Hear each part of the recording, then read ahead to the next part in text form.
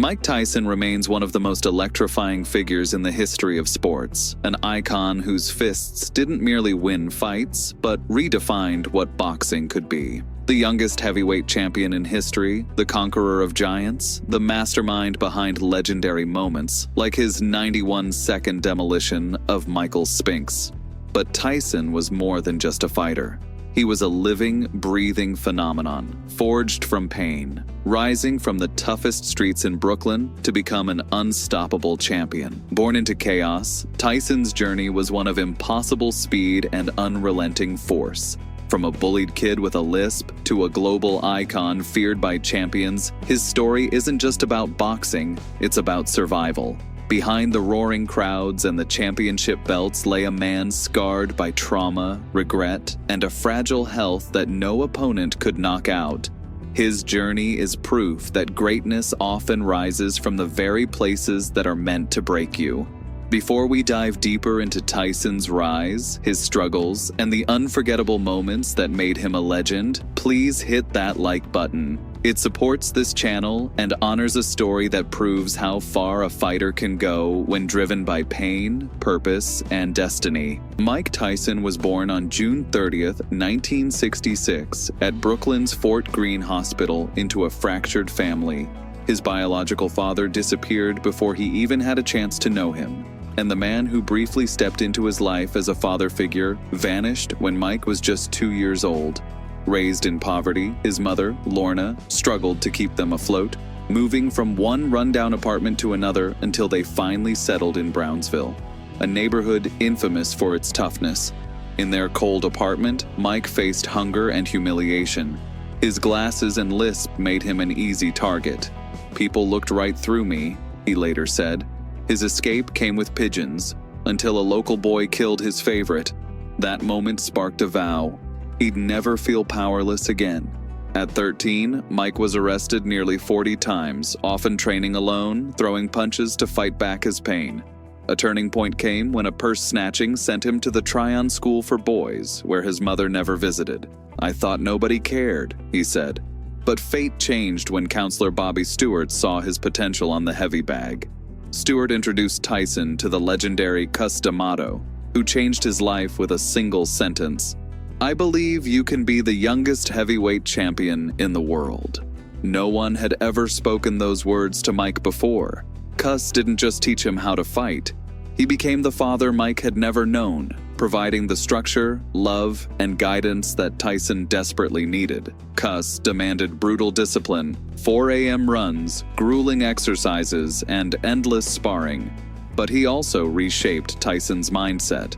"The hero and the coward feel the same fear," Cus would say. "It's what you do with it that counts." Tragedy struck when Tyson's mother passed away when he was just 16. The loss was overwhelming, but it wasn't just the pain of losing her. It was the knowledge that she would never see the man he was becoming. But with Cus as his guardian, Tyson's transformation was complete. He perfected the peekaboo style and studied boxing history with obsession, determined to honor Cus's belief in him. Mike's rise was nothing short of meteoric. When he turned professional on March 6, 1985, at just 18, he stepped into the ring with the weight of Cus's prophecy on his shoulders. "You were born to be a champion." His debut opponent, Hector Mercedes, fell in less than 2 minutes. Tyson had arrived. Iron Mike was born. In 1986, Tyson fought an insane schedule, 15 fights in 12 months, and knocked out every opponent. His rise was fast, violent, and unrelenting. With each fight, his purse grew from $5,000 to $30,000, but so did the pressure. Alone in hotel rooms after victories, Tyson often wondered if he could live up to the promise he'd made to Cus. "I was scared every fight," he admitted, scared of failing him. That year, Tyson destroyed Marvis Frazier in just 30 seconds. A knockout so fast the broadcast barely had time to start. Money flooded in, headlines exploded, and the world braced for the hurricane in black trunks. But even the youngest champion in history faced adversity. A head clash against Jesse Ferguson forced a frustrating stoppage, and James Bone Crusher Smith smothered Tyson in a punishing 11-round fight. Yet Tyson pushed forward. driven by the love for a mentor who was no longer alive. On November 22, 1986, at just 20 years old, Tyson became the youngest heavyweight champion in history, demolishing Trevor Berbick. The $2 million purse didn't matter. It was the emptiness of not having Cuss in his corner that stung the most. In 1987, the expectations grew even heavier. Tyson captured the WBA title from Bone Crusher Smith, then destroyed Pinklon Thomas in a brutal onslaught. His toughest test came against Tony Tucker, a fighter who refused to go down. Tyson dug deep, overcoming fatigue and doubt to unify the WBA, WBC, and IBF titles. By 21, Tyson was the undisputed heavyweight champion of the world. But everything was leading to June 27, 1988, the most anticipated fight of the decade: Tyson versus Michael Spinks. The fight generated $21 million in pay-per-view revenue, and Tyson earned a record $22 million purse. When the bell rang, Tyson moved like a natural disaster. 91 seconds later, Spinks was lying unconscious on the canvas. History didn't just shift, it exploded. Tyson had lost Cus D'Amato in 1985, at just 19 years old, a loss he described as the steering wheel being ripped from his life. 3 years later, at 22, he lost Jimmy Jacobs, his manager and the last stabilizing figure in his corner. When trainer Kevin Rooney was dismissed soon after, the final link to Cuss's strict discipline disappeared. Into this void stepped Don King, a man whose flattery and temptation offered a different kind of guidance. Tyson's training began to slip. Nights grew longer, and trouble followed him like a dark cloud. Street altercations, visits from the police, and the unraveling of his marriage to Robin Givens. Though he kept winning, the cracks began to widen. His destruction of Henry Tillman was swift, but his unexpected struggle against Alex Stewart showed the signs. When a man drifts from the discipline that made him, everything starts to crumble. By early 1990, Tyson entered Tokyo undertrained and weighed down by grief. The world expected another dominant win, but Buster Douglas shocked the world with the greatest upset in boxing history.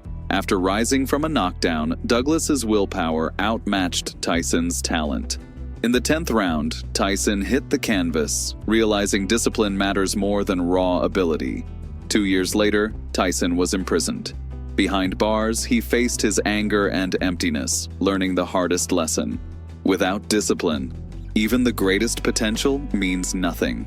Released in 1995 at 29, Tyson tried to reclaim his titles, but the fire had changed. In 1997, frustration boiled over in the infamous Holyfield rematch, where Tyson bit off part of Holyfield's ear. The $3 million fine and global outrage marked a turning point. By 2005, Tyson admitted, "I don't have it in my heart anymore."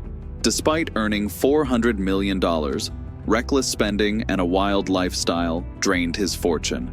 By the time Tyson hit 40, the lessons Cus D'Amato had taught him started to resonate again. True worth, he realized, isn't found in titles or roaring crowds, but in who you become when the world goes silent. Through therapy and disciplined effort, he began to rebuild his life. In 2012, his memoir, Undisputed Truth, revealed a man confronting his past. By facing his demons, Tyson quietly regained a $30 million net worth, not from chaos, but from clarity. Before the fame, Tyson married Robin Givens in 1988, but the weight of youth and public pressure tore them apart by 1989, leaving only a $10 million settlement in the wake of their bitter divorce. He briefly sought solace with Naomi Campbell, but it was fleeting. Then in 1990, Tyson met Monica Turner, whose steady love grounded him. They married and had 2 children, but Tyson's impulsive behavior, fueled by old wounds, led to another divorce in 2003. Reflecting on it, he said, "I wanted to be the man my family needed. I just didn't know how to stay steady." Then, in 2009, tragedy struck with the devastating loss of his daughter Exodus. But by the 2010s, Tyson found peace with Leah Kiki Spicer. Together, they built a family, welcoming daughters Milan and Morocco.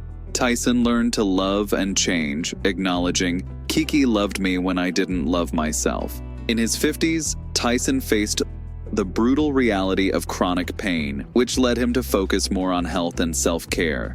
His journey wasn't just about rebuilding wealth, though that came too. He made wise investments and created a peaceful home. The true redemption came from being present for his children, showing them what it means to grow, evolve, and love unconditionally. Tyson also gives back, funding youth programs, mental health initiatives, and boxing gyms for at-risk kids.